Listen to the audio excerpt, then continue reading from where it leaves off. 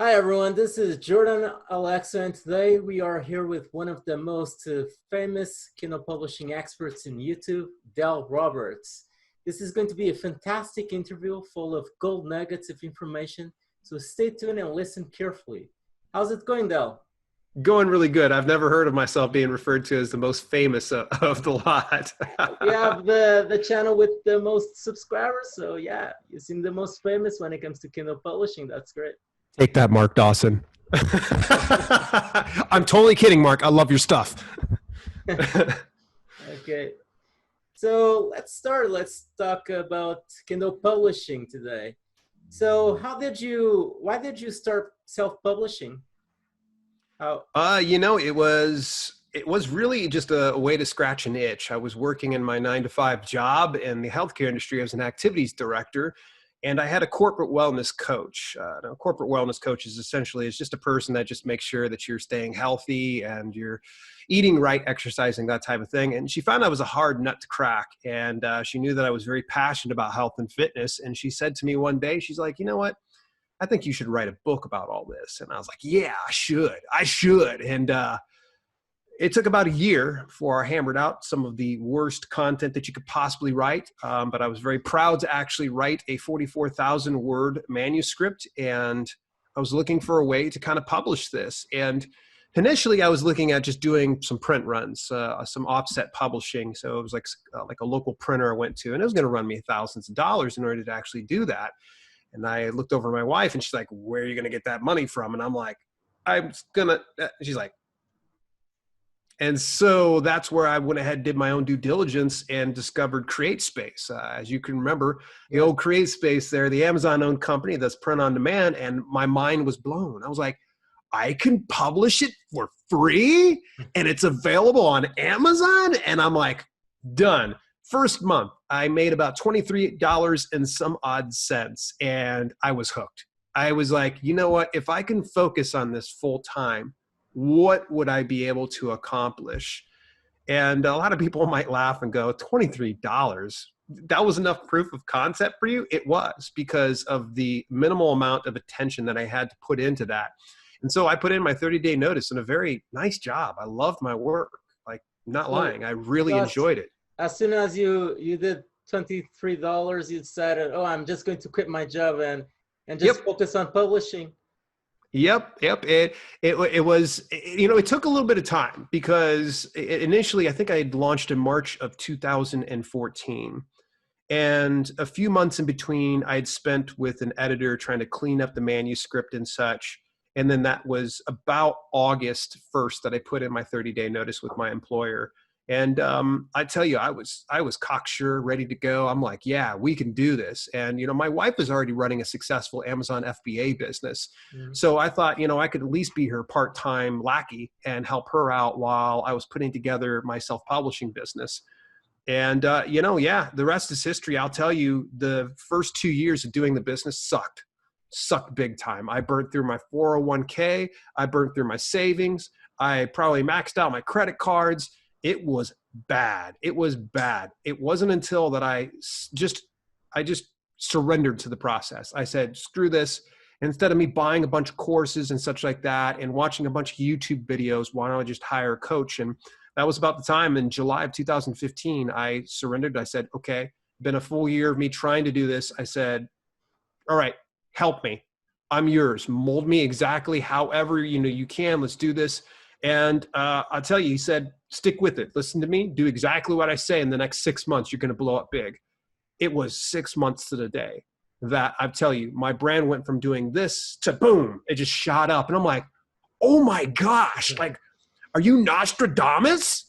And he's just like, I told you, just listen to what I say and just do exactly as I tell you, and you will actually start to see some success. And little did I know that only scratched the surface when I first came into that. So I'm kind of like, who knew that another 6 years from now, it would be a completely different thing. So 6 years ago, for a version of me, if they knew what I'm doing now, they'd be like, what the hell happened? Yeah, a lot of things have changed since then. Yeah. Absolutely.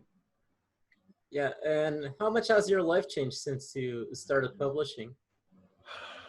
Less stress, less stress. Yeah, that's it. I feel like I've got a lot more time. So for instance, a couple of days ago, I just spur of the moment type deal. And I said to my wife, let's go to Top Golf and play some games together. Let's spend the day out. And back in 2014, 2015, there would have been no way because we didn't have the money. We really didn't. And we couldn't just stop everything we're doing. We had to, it's almost that hustle nature. You just got to keep hustling until you start to see that revenue and the levee break and get it to where you're actually getting some money. But you know, how it's so much different now is I'm a lot more selective about what I do and don't do. So that's really something else. And, you know, I'm not the type of person that wants to flex on anybody in front of a Ferrari. And I'm not the type of person that wants to go to these exquisite, you know, shots on a beach and try to, you know, shoot myself an Instagram. To me, I think my whole life is based on experiences and things I don't need to share with the world, you know, and spend some time with my wife and my cat. It sounds so weird anytime I say that, but believe it or not, I love spending time with my cat and just being, you know, basic and just enjoying life. And I think that at this point in my life, I'm very, very fortunate to be the position that I'm in. Yeah, I feel exactly the same way because I used to be a kitchen chef and work long hours. I mean, I basically didn't have a life besides being constantly inside of the kitchen. And fortunately, I nowadays I have time for myself and for my business, and I wake up and I do what I like doing every single day. It's great. Yeah. Yeah. And that's the most important thing is if you're in this business, as a creative entrepreneur and being someone who's a self-publisher, you should enjoy what you're doing. If you're in this business to just make a dollar, fantastic, kudos to you. I'm not going to take anything away from you. But if you find that you're grinding, you know, your gears and just stuck in neutral, not really going anywhere, then you may want to reassess doing that. Because if you don't enjoy it and you're not making a substantial living or an income that can equip you and enable you to living the life on your terms, then this probably is not the business for you. But I'm glad to hear for you, Jordan, that you're able to not have to slave away on people's dishes and, you know, sweat it out and actually do something that you love.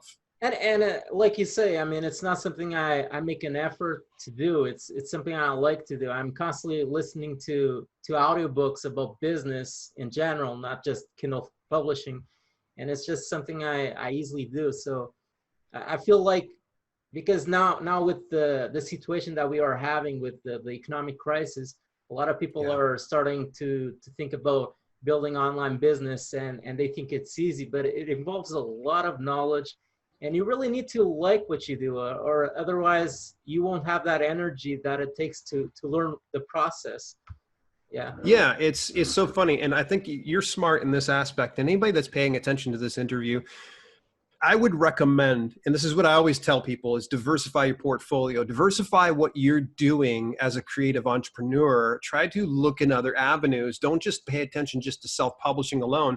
So for instance, on the side, I typically am investing in stocks and doing some trading and such like that, because I want to learn more. I don't want to just be stuck as this one-trick pony. Yeah, I'm world famous, if you will, I'm using your words here, for being that self-publishing guy, but believe it or not, it's not the only thing that I do. It's not the only thing that I try to learn, because I want to make sure that I'm constantly trying to dabble in a few things and possibly master some stuff on the side. And that way I never get bored and I never get tired of the same old thing, because that's going to be the problem, is if you try to keep doing the same thing over and over, sure, you're going to be happy, but after a while, going to feel like Groundhog Day, and you're going to feel unfulfilled after a while and not really challenged. And then you're kind of stuck in the same position, especially if you went from having a day job and the whole purpose of doing this was to get out of that day job. And now you're over here and you've essentially just saddled yourself with another day job. It's just in a different form. Exactly. In my case, I need to constantly be learning new stuff to keep myself excited. Because I mean, the Kindle publishing business, I've been doing it for quite a while. And I mean, I like doing it, but it gets to a point where it can get really repetitive and kind of boring. So I need to learn other things besides just Kindle. Yeah, exactly. And what has changed since you started with Kindle Publishing, like branding, about book quality, about Ooh. the Amazon search engine competition in 2020? So, Man, so much has changed. I think you and I can probably reminisce over this. I mean, since being in the business in 2014 and you compare it to 2020, it's a different animal. It's a different animal. I mean, let's reflect back. Let's go back in the Wayback Machine and think back. 2014, Kindle Unlimited at that time wasn't a page per flip or paid per page flip. It was actually based on the percentage that was read. And if a customer read 10% or more of your book, then you got paid a percentage of the profits. And you actually got, it was like $1.35 to sometimes I think it got up to as high as $1.45 per each one. Now, here's the crazy thing is back then people understood, okay, well, I don't need to do epic length novels. In fact, that works against me. So back then people were like, let me just put out a 10-page manuscript because all people have to do is just log right on in, open up the book, flip one page, 10% done. And so people were just putting out just hammered garbage, just absolute drivel crap. And they were profiting hand and fist. If you go back to some of the videos back around 2014 to 2015, you got all these people that were flexing. They're just like, yeah, I made $30,000 in my first 30 days. Oh, you forgot to add the part that you're an asshole who was going ahead and screwing people over by just fleecing them of their money. Sorry if I got not family friendly, but I've watched your channel before.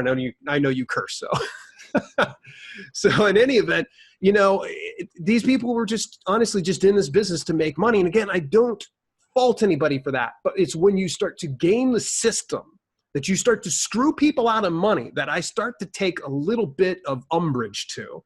I feel like, why are you doing that? Because remember, at the end of the day, if someone's purchasing your hammered garbage, if somebody's checking that out, you've not only taken their money, but you've also taken their time and you've also eroded their trust. And to me, it makes more sense to publish good quality products that are going to stand the test of time. So that way you build trust, they invest more money, and they also get more, just get it to where they want to share who you are and then build your brand for you in the long term. So yeah, back in the day, hammer garbage. I remember, now how long have you been, Jordan, were you around in July of 2015? Do you remember that day? No. Or that month? But So I started in 2016 or 2017, okay, like that. So you missed out. Oh, this is great. This is going to be some good historical information for you. So it was July of 2015 that Amazon KDP sent out the email that sent shock waves through the system. It was amazing. They switched from the old model of Kindle Unlimited to the current one of Kindle Edition Normalized Page Count, KENPC. And people freaked out. We're talking, they just freaked out. They're like, oh my gosh, the sky is falling. Well, for some of them it was, because now they had all of this hammered garbage that you could normally just get one page flip. Well, all it took was for a customer to just do one page flip and see, well, this is crap. And they weren't getting any more page flips. So naturally, their business that was pulling in tens of thousands of dollars per month went down to like hardly hundreds of dollars because it changed everything. And then you have all of the folks that were doing the system right and putting out good quality products, and they were getting paid per page flip, per page read, and their income started to skyrocket. Novelists were doing so much better. People that were just grinding it out and were kind of being left in the dust with that old system started to get favored in the new system. And July 2015, you literally saw all the rats jumping ship. There was numerous YouTube experts that were around this space started to disappear. They magically stopped talking about, Kindle Direct Publishing and self-publishing, and they switched over. I think Shopify became the new thing, and eventually Bitcoin became their thing. And it's like they kept just chasing after things. But yeah, that's what has been the biggest massive change I remember seeing. And there's small tweaks that the biggest tweaks that I've seen, and it's been incremental, is the algorithm becomes more refined and becomes better. And they start to put things into the system to detect any kind of, falsified page clicks, to get it to where they detect false reviews, things like that. They've done some small changes with the algorithm that really has changed the game, and it's done it for the better. Now, there are some people, unfortunately, that, got lost in the wake of those changes. And that just means that you have to be resilient. You got to be resourceful, and you need to be willing to be flexible to be in this business and stay around for the long term. Because here's a fact, folks. Okay? Here's a fact. Okay? You can publish your stuff online, be it on Amazon, be it on Kobo, be it on Apple, but it is not on that platform to promote and sell your stuff. It is up to you, the self-publisher, to market and promote your stuff and get more people in there. And the side effect of that is going to be when they serve your content to customers. And that's, again, it's going to be something you're going to have to do in perpetuity. If you think Amazon, just by publishing your stuff up there, they're going to start selling your books because you've got some profitable keyword or you found some great niche, ain't gonna happen. You actually have to do marketing and promotion. And it does not even come down to just Amazon advertising. Some people are like, oh, Amazon advertising, that's the answer to everything. No, that's one solution. And there's things like BookBub. There's even in-store appearances. There's even things like this, going onto YouTube channels and getting interviews, doing guest blog posts. Get out there. If you want to be successful in this business, you got to do what other people aren't willing to do. And I'm going to tell you, a vast majority of authors just want to sit here behind their keyboard, pounding away and thinking that, oh, okay, I've wrote my next manuscript and, oh, Amazon's not giving me anything. Amazon owes you nothing. They owe you absolutely nothing. What you've got to do is prove your worth, prove your merit by actually getting sales yourself, and then they'll start to serve you more of an audience. So from what my understanding, back in the days, it was like I would say a shotgun approach where you would publish books in every single keyword that you saw that this seems profitable, so I'm going to publish a book over here. And what you're saying is nowadays is basically to focus more on a specific niche and go really deep in that niche and in building a community around your books to sell your books and get reviews. So basically that is what I'm understanding from what you said. Yeah, absolutely. You've definitely, it was so funny. You and I were talking for at least 20 minutes before we even connected here on this video here. It was a great conversation. It's too bad we didn't record it. But one of the things is the people that build a solid foundation and build a brand around what they're doing are going to win big. Is it sexy? No. Are you going to get immediate sales? Possibly not. But if you can just stake your claim, put your flag in the dirt and say, this is my thing. This is what I do. This is what I'm known for. The nice thing is it's going to be slow. But as you keep building assets for that brand, the more that you market and promote it, the more interviews that you do, the more in-store appearances that you do, the more conferences that you attend, the more readers that you reach, the more libraries you get out to, you're going to see in due time, it's going to build to this critical mass until it just tips the proverbial apple cart. I think it was Bruce Lee that once said, I don't fear the man who is kicked 10,000 times straight, but I fear the man who is kicked 10,000 times one at a time. Now you have to look that one on up. Sure, but that sounds like Bruce Lee. Right. It wasn't. It's the fact that his stating is you're not so successful. It's not impressive to do something 10,000 times all at once, but to just be consistent with doing it one time and one time and one time and one time. And that's been the key to my success on everything, is being absolutely like, you got to be a rabid pit bull. You've got to just sink your teeth into something and don't relinquish. I mean, it's absolutely unfathomable that back in 2014 to about 2017, I was able to break in to the top echelon, the upper echelon of people doing health and fitness books. What? Who am I? Like, I don't understand how I was able to do that. But the thing is, what did I do? What my mentor and my coach told me. He's like, keep going back to the well. this is a great concept. Keep doing it. And every time that I would try to go like, oh, but this paleo thing looks really cool. And he's just like, no, don't do that. He's like, keep focusing on this one. Keep going here. And I'm like, oh, but it's not getting very much results. And he's just like, just trust me, trust the process. Keep going, keep pushing forward. That paleo thing is going to come and go. Don't worry about it. He was right. Yeah, kind of disappear from the map. Yeah, and that's going to be the thing now. Talk about that nowadays. And the funny thing is, if you are doing paleo, and nothing against it, there's still a niche following on that one. And we're not saying anything disparaging about it, but it's just kind of prove a point that there are some niches that are very hot one second and they're gone the next. It's going to be trending, and then the next thing you know, they're focused on keto, which is keto's the new paleo. Like, yes. People are focused on that one.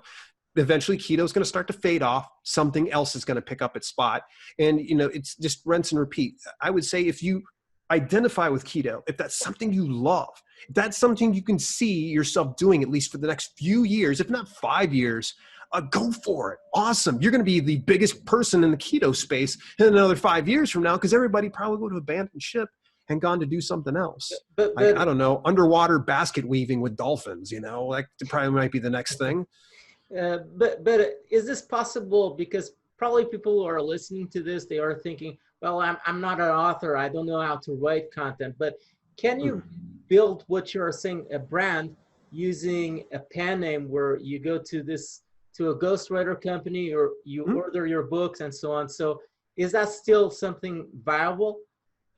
Absolutely. It's going to take a little more work than, say, if you were using it as the face. If you were the face of the brand, you have much more ability to get out there and market and promote. Whereas if you're doing a pen name and you want to remain anonymous and you want some anonymity to it, it's going to be a bit more challenging. But you can do things like podcasts. I mean, do something that's just strictly an audio podcast. That's going to be something, but you may not want to go do a YouTube interview or anything else.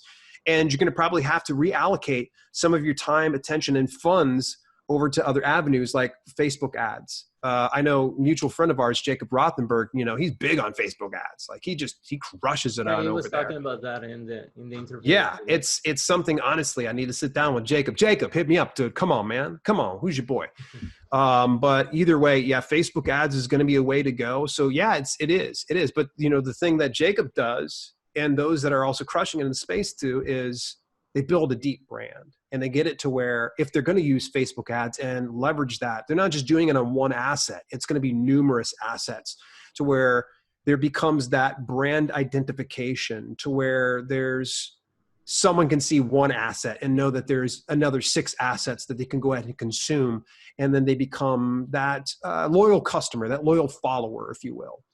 When you are talking about assets, is it about having multiple books, but also having probably a website around your books or something like that? Exactly. Yes, you're definitely on the right path there. This is one of the reasons why I always call it assets. The other reason why I call it assets is, for some reason, it removes that emotional attachment that I have to it. And I don't start to personalize the business when I see a book is absolutely tanked. I look at it as a boss would an employer or an employee that is not performing well. If an employee is not performing well, then it's my job as a boss and a leader to get them on the right track. And if they aren't performing well after that, and I've done everything that I can do, I can cut that asset. I can get that employee out of everything and say, deuces, you out of here. I tried the best I could, and I'm gonna have to move on.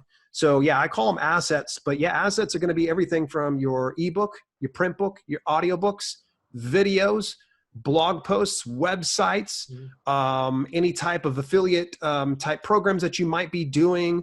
Let's say you've got courses, coaching, consulting, so many ways that we can build this out here. That's what I focus on when I say assets. Okay, great.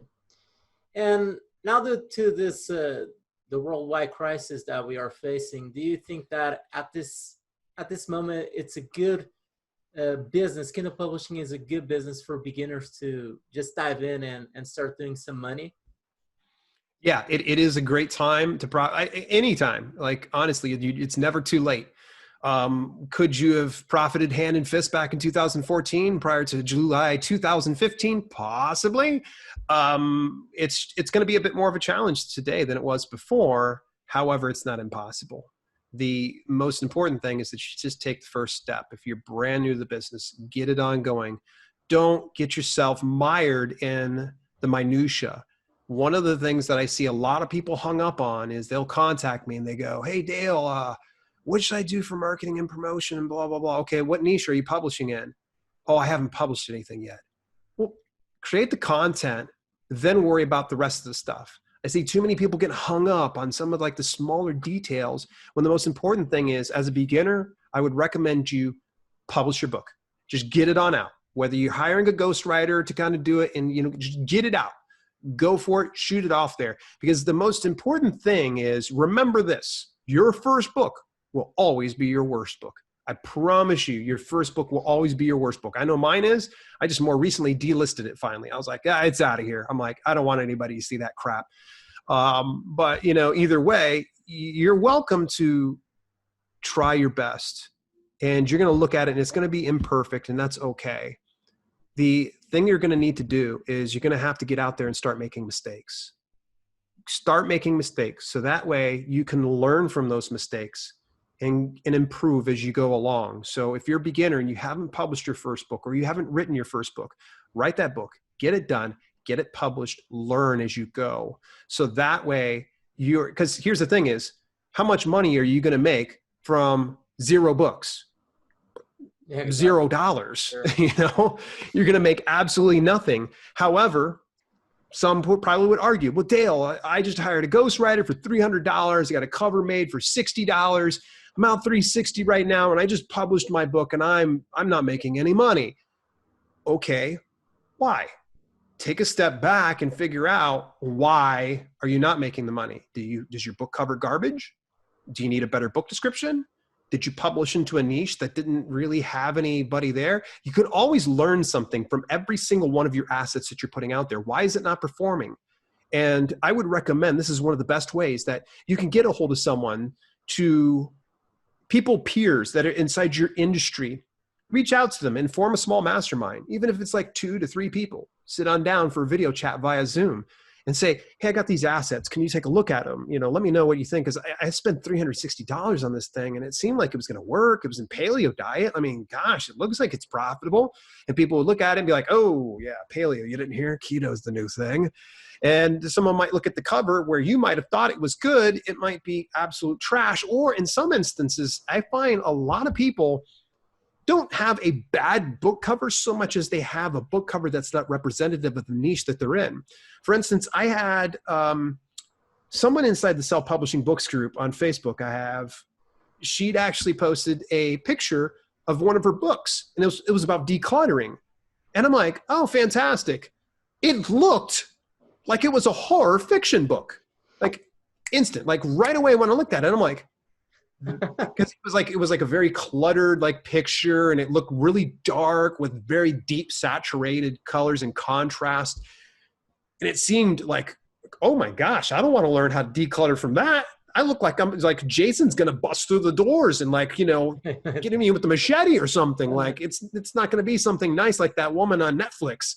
But yeah, so I think sometimes a lot of people, it's not that they have bad book covers. It's that they're putting book covers together that aren't representative of the niche. You have to honor the niche. And I know you want to stick out, but you don't want to stick out like a sore thumb. So when someone, say, for instance, goes and looks up decluttering and you pull up, say, the first 16 results, you need to take your cover and put it up amongst that 16. Does it measure up? Does it look like it fits? Or is it kind of like, ooh, like scroll, I'm good. Then the next big test is to find the bestseller list of that specific niche. The top 20 books, get it pulled on up, put your cover into that number 1 spot. Does it look like it fit? Does it? Like, get your ego, take it, throw it off the side here. We don't need your ego. I want you to look at this and think from a customer's perspective. You want to sit there and look at that and go, ooh, that looks interesting. Or is it, what the heck? How did that get in the number 1 spot? If you're saying that latter one, you probably got a book cover that's not representative of the niche. And I got to tell you, as I got one finger pointed forward, I got three pointed back. I've done it myself here more recently. And actually, you're probably one of the first people to actually know this. I spent over the last 2 weeks going through all of my old fitness publications. And some of those covers were just absolute garbage. They worked back at the time, but now I had to update those things. And I had to spend about the better part of 2 weeks and a fair amount of money. We're just going to go ahead and leave it at that, to get all those things to where it looked right. It looked according to the niche and it fit in with the other fitness books rather than sticking out like a sore thumb. So, yeah, I got fired up. I'm sorry. Hopefully that answered your question. No, great. Yeah, and sometimes what I notice is some people look at covers that belong to specific authors that are really famous in that niche, and they think that sometimes those covers aren't exactly the best ones. Let's say that, and people think that, oh, I can have a cover like this one and it will work well, and it doesn't work that way. And the reason why their book sells is because they have a huge audience of people following them, and it's TradPub. Any of TradPub or traditional publishing books, folks, sometimes you got to take it with a grain of salt. They can get away with the hammered garbage because they have the deep pockets of a traditional publishing company, and they have the ability to reach a larger audience. So there are exceptions to the rule. That's why it's important that you look not just with one, you need to look across the niche. Yeah. And the other thing that I also noticed that some people do is they directly steal the same look. They just change the picture a little bit. It's the same font. I can't tell you how many times Michael Matthews, very big author in the fitness space, how many leaner, fitter, stronger, his yellow cover that he has, how many different deviations I've seen of that inside the fitness. I'm like, folks, get original. So if you ever hear someone say, model the successful, you see the successful people, they leave little hints and tips and tricks on how they were successful, model them. Model does not mean directly lift or steal what they're doing, okay? You need to just kind of get a good idea of what they're doing, intermix some of what you believe your brand should be like, and develop your own path, because one of the worst things you can do is try to be the next Michael Matthews. Try to get his same exact layout. People aren't looking for another version of his book. They're looking for something different. Otherwise, you become like a cheap copy of the real author, and it doesn't make sense. You kind of want to have your own identification on your book cover and content and so on, but at the same time that adjusts to that niche, and it doesn't go like you mentioned before with the horror book that's in the declutter niche. I mean, that doesn't make sense. Yeah. Great. Yeah, it doesn't. And, let me share just a little bit of, let me be vulnerable with you for just a moment. And folks, if you've made it this far inside the interview and you happen to be watching this on YouTube, drop it inside the comment if you feel me on this one. You see some of these people that are very famous and they're very popular and they're doing some really, really killer stuff. And you think to yourself, okay, I'm going to try to do something like that.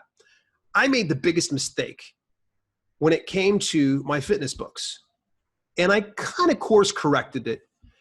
I had a book that was pulling me in, I would say on a low month, less than $1,000. Great month, I was doing about a couple grand. Okay. This book was just pulling. And I was really, really happy with it. But I saw the sales just kind of dip a little bit. And so I'm like, oh, I better change the cover. I saw this guy over here. Now, the guy was, his name eludes my brain here. He does nerd fitness. Look it up, nerdfitness.com. I think I know who you're talking about. Yeah, and he bases his whole thing based on like a comic book ethos. Like he's a nerd. He loves to play video games. He loves to read comic books. And I was like, oh my gosh, that's me too. And so my thought was, well, why don't I pivot into this space and kind of do what he was doing? So I sat down, painstakingly made my own cover. Mistake number one. If you're not a graphic designer, if you're not experienced, hired out. I spent over 12 hours on this thing and it looked freaking awesome. It was awesome. And I was really happy with it. And I'm sitting there thinking to myself, like, this is cool. Yeah. It was a new version. It looked like a comic book cover and everything else. I shared it via social media. Everybody's like, oh my gosh, that's really cool. You did that? Of course, this is all friends and family that are saying this, not any followers or nothing. They're like, dude, you got to switch your cover to that. You got to switch it. I'm like, really? Like, they're like, no, you have to do it. And I'm like, okay, switched it out. So you remember sales were like this. They were dropping like this. It went boom, bottom dropped out. We're talking no sales. It was like a complete disconnect. I had this comic book style cover and I'm scratching my head going, what happened? So dummy me, I'm kind of like, let's go ahead and let this ride for at least 90 days. Let's see how this goes. 1 sale, 2 sale, every now and then. Other than that, it was doing crappy. So I go, all right, you know what? Let's put back the old cover that I didn't like. Sales shoot right back up. Sometimes it just pays to listen to your gut, but other times you got to listen to your heart. My heart was even saying, you shouldn't do the nerd fitness thing. That's his thing. That's his thing. Like, you're being successful with doing this. Don't try to reinvent the wheel. And so that is something that's going to help you out, is if you do see someone who's crushing it for whatever reason, and you like certain aspects, I wouldn't say directly lift that.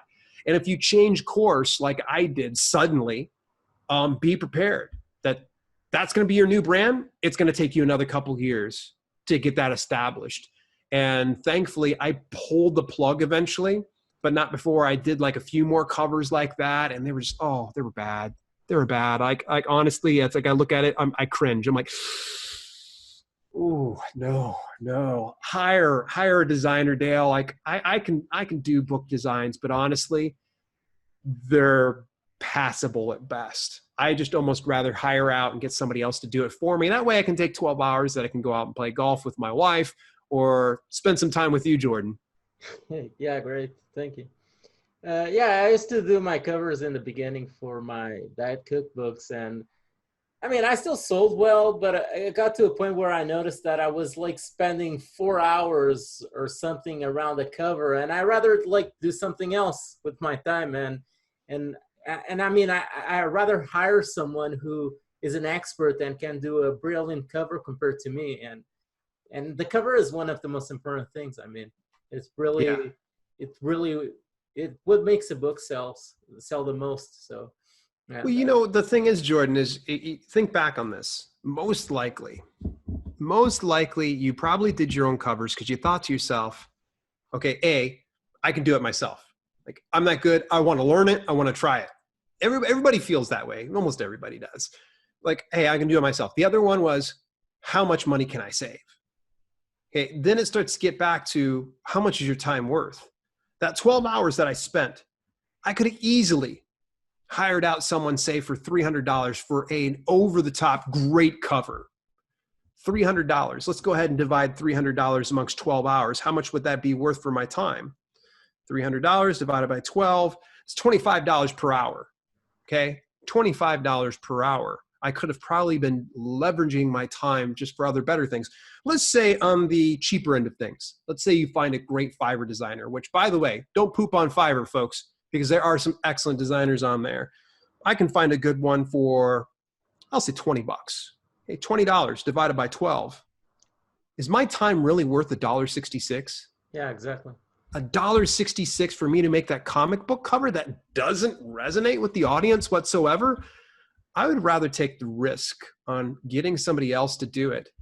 And sure, learning it on your own, kudos, that's awesome. If you want to get into book cover design, I would say that's awesome.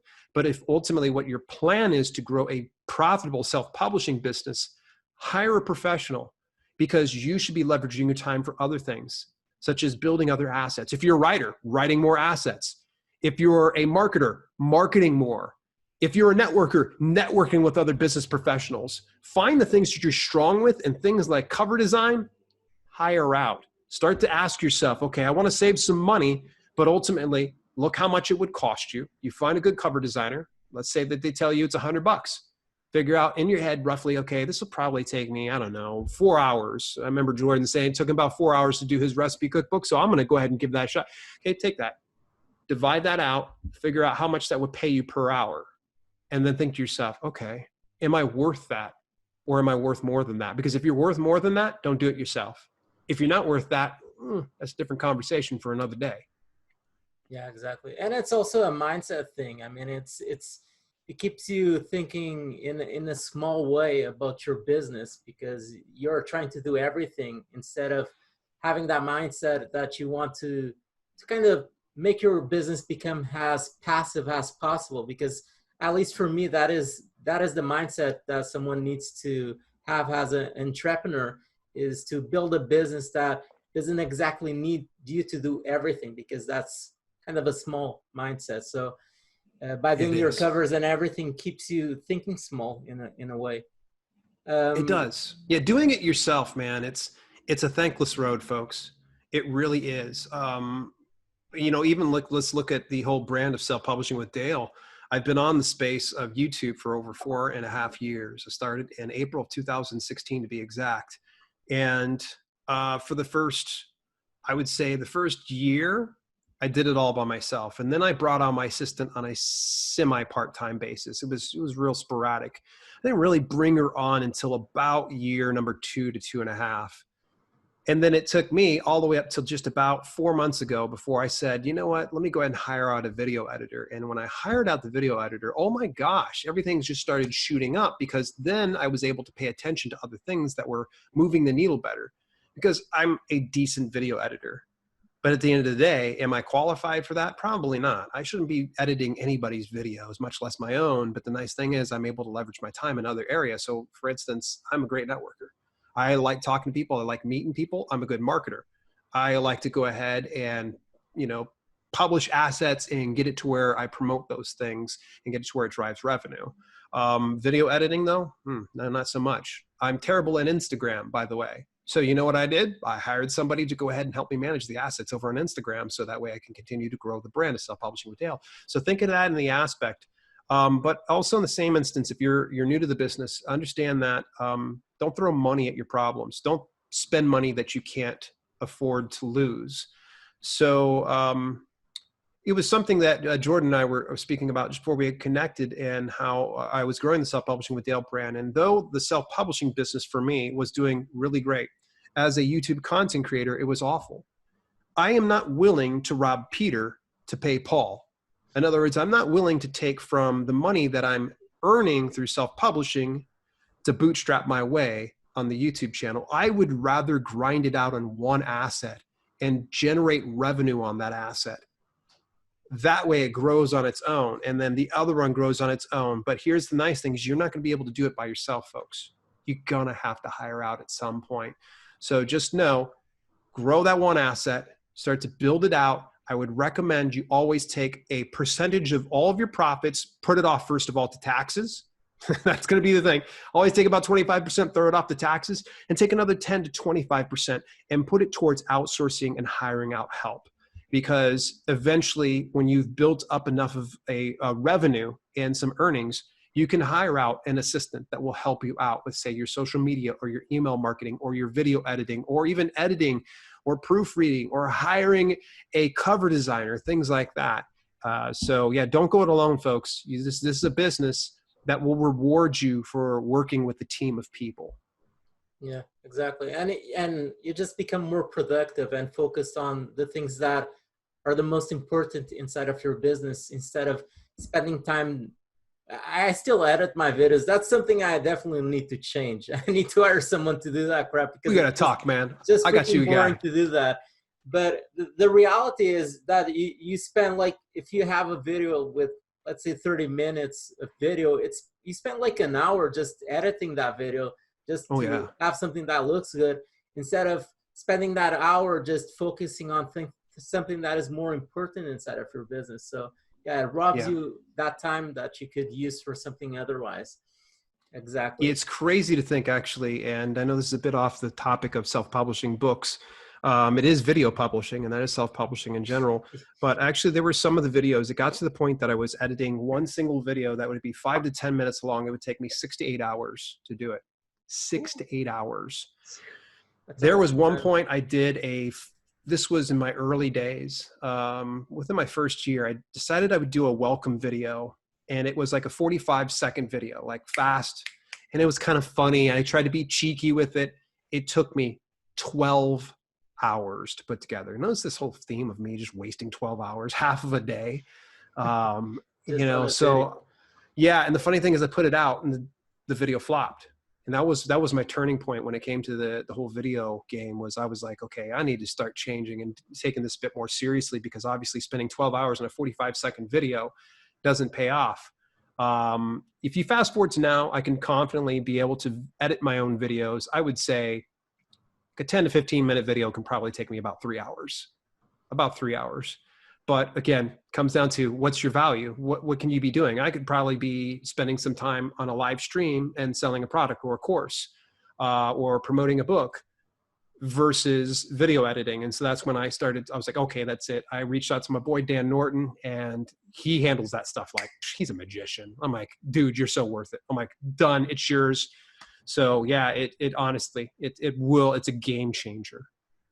For example, when it comes to Kindle Publishing, I mean, if you are doing your cover, spending hours and doing everything, you could use that time just for example, to promote your other books, or for you to find more profitable keywords for your next books or something else.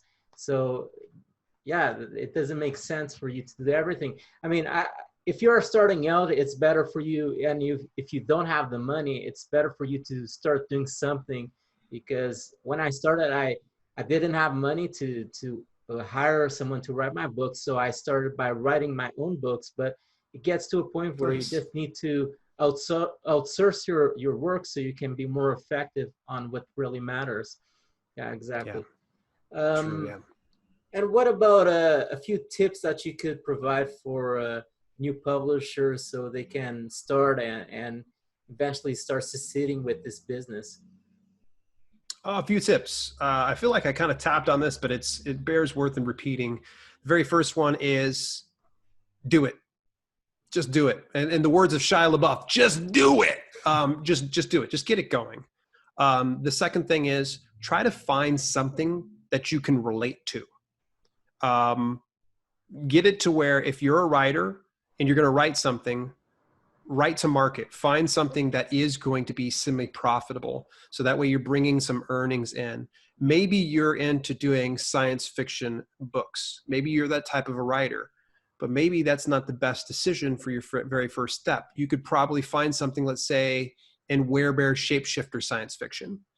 That might be very profitable. You might want to write to market on something like that. So kind of find something you can at least have some type of a relatability to it, that you can look at that and go, you know what? It's not my favorite thing and it's not my ideal thing that I want to land on, but at least it'll get it to where you're started. And the next thing is going to be prepared to make mistakes, and it's okay to make mistakes.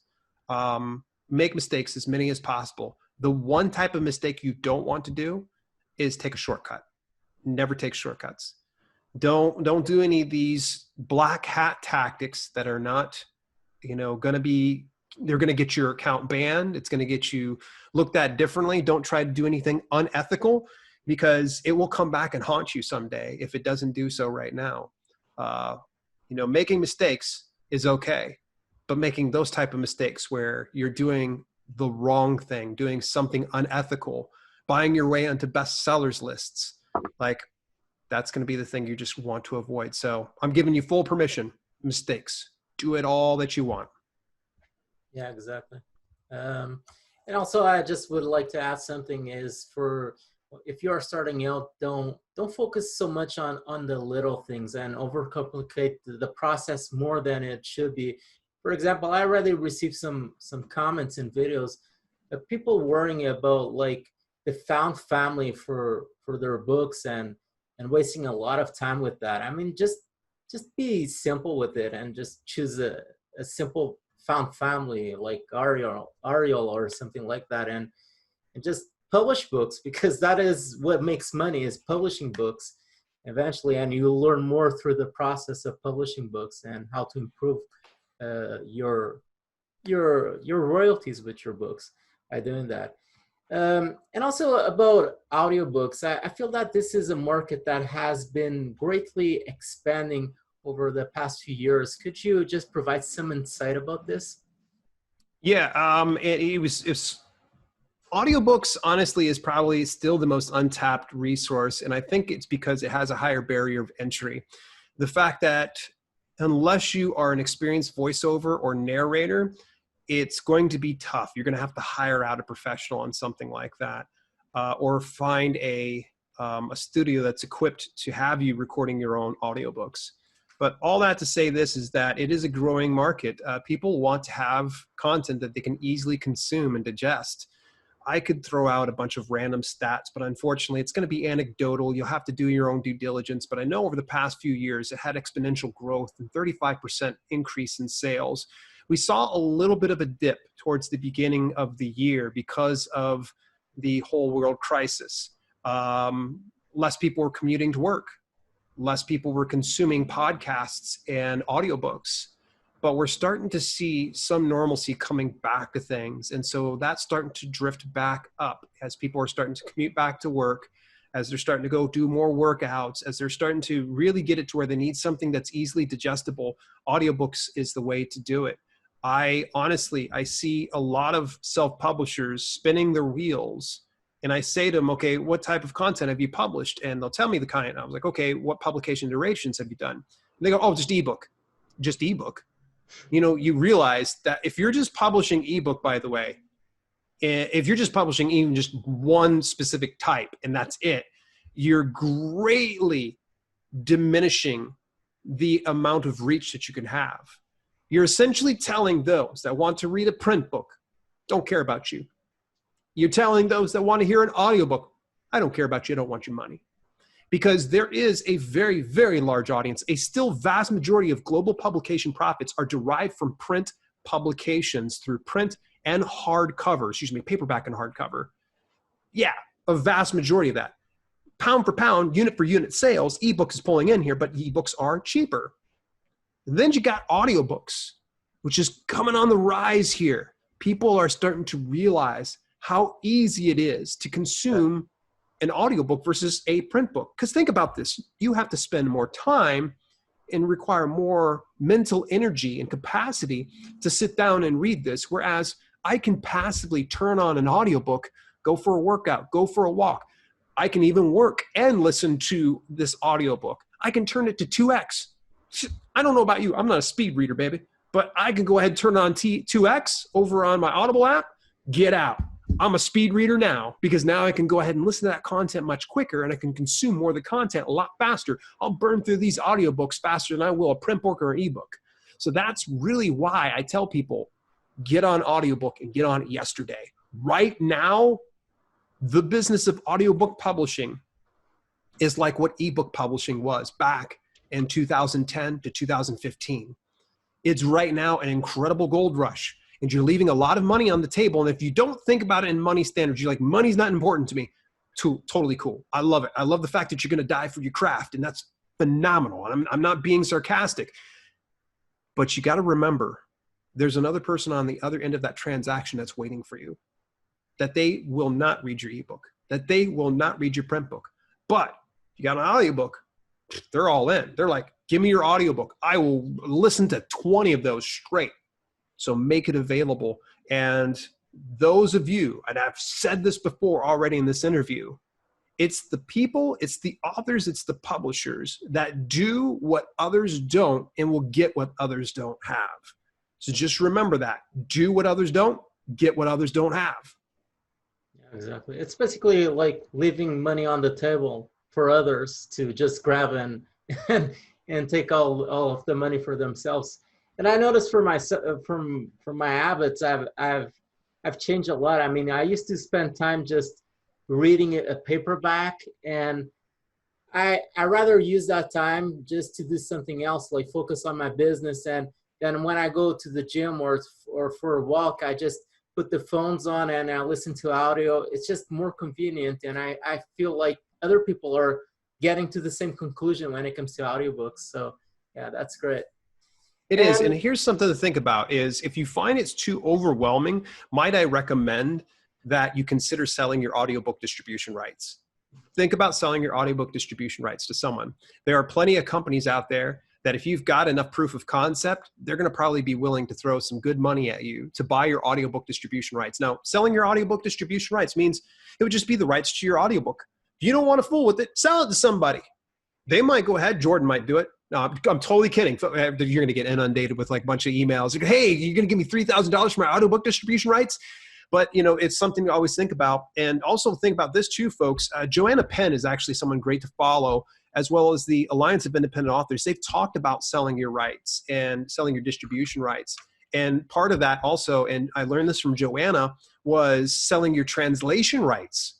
You can actually sell the rights to your book in another language. You can find companies, and I'm forgetting the one off the top of my head. I apologize.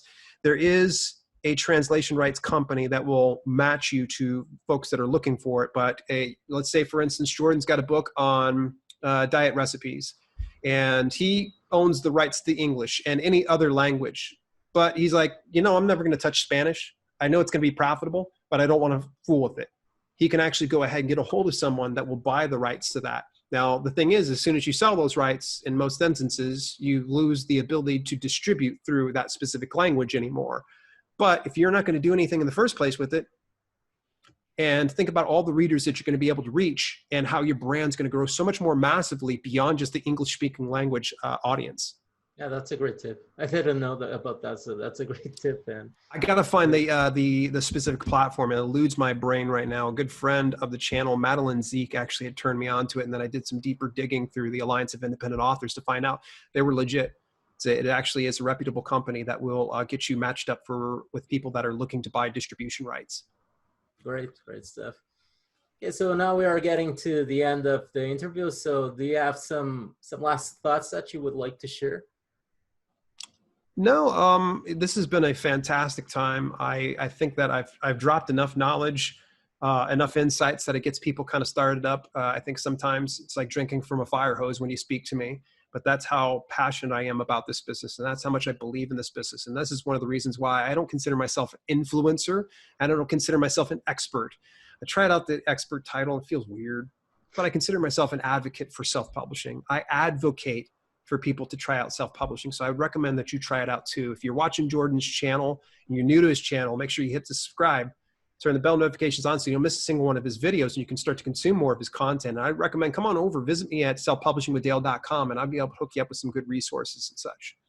Yeah, I'm going to leave all of the information right below on the description for people to go to your channel, subscribe, follow you, get your videos and all of that. And also make sure to like my video, subscribe, leave a comment. If you have any questions related to Kindle Publishing, also leave it right below. I mean, this has been an amazing video, and thank you for your time, Dale. That is all for this video, and bye, everyone.